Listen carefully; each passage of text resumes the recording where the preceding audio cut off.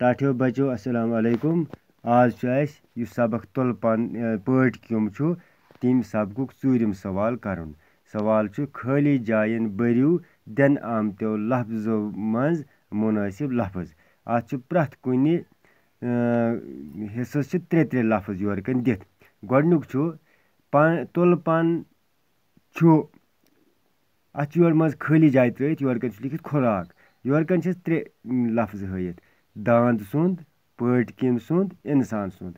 तुल पन कम सुंद खुराक पता पोरुत तुल पन पट कम सुंद खुराक। इत पट लेखो अत खाली जाय मज पट कम सुंद बनो तुल पन पट कम सुंद खुराक। इथे पे पन्नी कापी पे लेखुन तो याद थावन।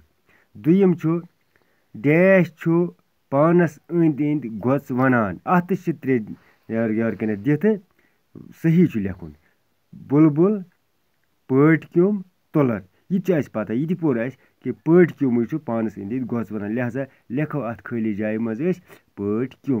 पट क्यों बनो ये पट क्यों पानस अंद अंद गोच वनान। त्रियम पट क्यों रचन वलिस डैश वनान। अत त्रे दित आरी कश, किरम कश, बोर कश। आरी कश गो चराई कर, बोर कश गो बोर तुलान, किरम कश गो यह पट कम रचान। लिहाजा सही जवाब यमुक किरम कश। इत पे बनो यह पट कम रचन वलिस किरम कश वनान। रीशम सनत गई गोड डैशस मज शुरू। यह त्रे ऑप्शन दित रूसस मज, चीनस मज, कशीर मज। इत पे सबकस मज पोर यह गोड गमत शुरू चीनस मज। लिहाजा लेखोस अत खाली जाय मज चीनस। गो इत पे बनो यह रीशम सनत गई गोड चीनस मज शुरू। पत पूंचम डैश करित पट कम वार वार बड़ गसान। निंदर करित, वुडो करित, खेव करित। गो अत सही जवाब खेव करित। इत पे लेखो अत खेव अत खाली जाय मज। ये बनो खेव करित पट कम वार वार बड़ गसान।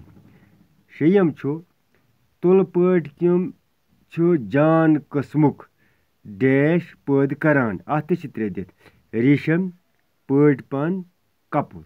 अत पट पन सही जवाब। इत पे लेखो बनो यह तुल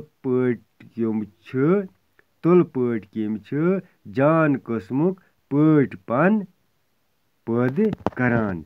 लिहाजा तुलियो तुम खाली जाय पन्नी कापी पे करियो याद। इंशाअल्लाह सुबह परो ब्याक सबक। बाकी वसलाम।